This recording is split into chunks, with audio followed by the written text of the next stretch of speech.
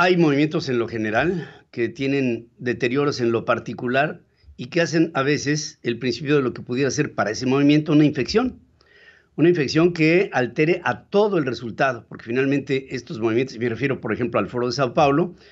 es un movimiento que en lo general promueve una política de gobierno que observa a las necesidades del pueblo, por lo menos en el discurso,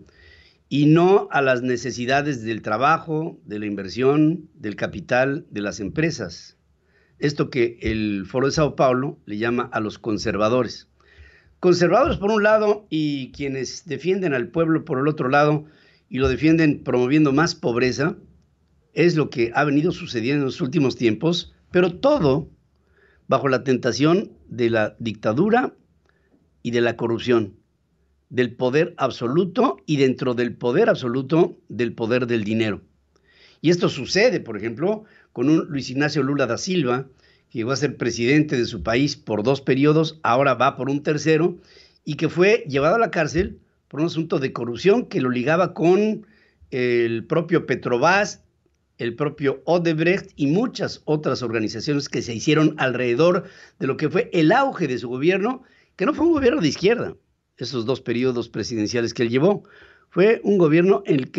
que se promovió la inversión, entre ella la inversión extranjera directa, de la que destaca en mucho lo que fue la atracción de capitales de China.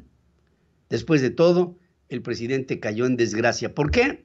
Porque su gobierno de izquierda promovió desarrollo, pero con corrupción.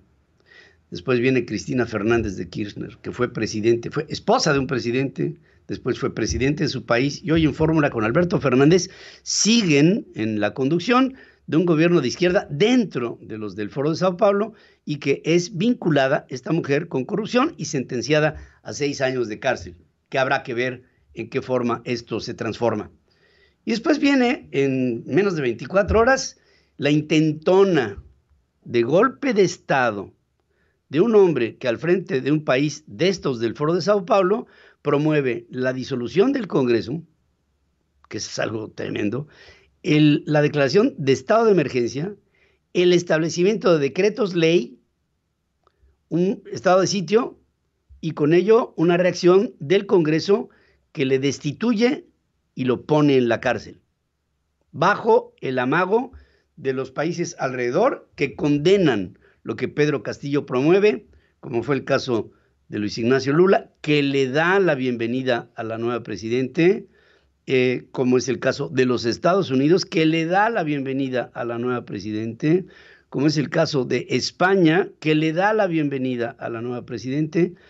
y como es contrario el caso de México, en la que el presidente mexicano condena lo que le sucede a Pedro Castillo, ignorando el que manda al país a un estado de sitio y a una dictadura, argumentando que el hombre llegó por la vía de la democracia, en elecciones libres y soberanas. En todo ello, pienso que lo que está sucediendo ahora, incluso el propio presidente López Obrador condena lo sucedido con Cristina Fernández, condena a lo sucedido con Pedro Castillo y se cura en salud cuando dice, y yo espero que si termino y me mandan a la cárcel,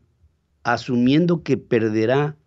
Morena, porque esa es una asunción de que perderá Morena en el 24, él sería visto, vigilado, supervisado y puesto en reclusión por actos de lo que supuestamente sería una traición a la patria, que fue todo lo que hizo durante su sexenio. Ya el presidente está viendo esta de cuando veas las barbas de tu vecino cortar, pon las tuyas a remojar, y las puso a remojar a partir del día de ayer, con esta incluso oferta para darle asilo político a Pedro Castillo, como también se le ofreció a otro gobierno de izquierda dentro de los del Foro de Sao Paulo, que también cayó en desgracia para después tratar de recuperar las cenizas de lo que quedó de Evo Morales, ofreciendo el asilo político, siendo este expulsado a instancias de los Estados Unidos de México para llegar a Argentina y que ahora es otro de los países que se integra a este desfiguro de la izquierda latinoamericana que aparentemente está teniendo que llegar a una necesaria modificación. ¿En qué me fundamento? Yo estoy seguro, absolutamente seguro, que cuando llegue a gobernar Lula da Silva, ya en el ejercicio pleno de sus funciones, tendrá que cambiar su estilo de gobernar. Ya sabe en dónde se pudo equivocar. De hecho, que le trajo por consecuencia la cárcel. Ya sabe en dónde tiene que atraer a los capitales y cómo. Ya sabe qué es lo que tiene que hacer con el pueblo, generando no dádivas, sino reales oportunidades de trabajo. Brasil es una de las economías más complejas del mundo, con uno de los padrones electorales más grandes del mundo, con una de las poblaciones y de los territorios más grandes del mundo. Y como economía, es una economía de enorme fortaleza que puede ser para México un rival importante si es que Lula se pone las pilas y adapta su gobierno, su nuevo gobierno,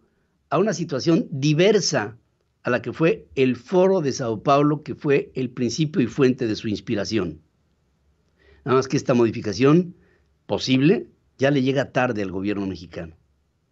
Y el gobierno mexicano en su métrica ya hace el cálculo de que perderá y que la única forma, la única que tiene para recuperar esa segura derrota es arrebatando el poder, que desde ahora lo prepara con modificaciones a las leyes secundarias de la Constitución, sujetas a la aprobación de del Senado mexicano y después de la Suprema Corte de Justicia de la Nación, y que en caso de que no fuera, de todas maneras, tiene 2 años el señor Manuel Andrés López Obrador para seguir insistiendo en que estos cambios constitucionales promovidos le permitan tener el control del Colegio Electoral mexicano. De otra manera, si no lo logra, perderá el poder y seguramente también su libertad. Gracias por estar conmigo en este comentario. Hablo para ti tu amigo Pedro Ferriz de Con.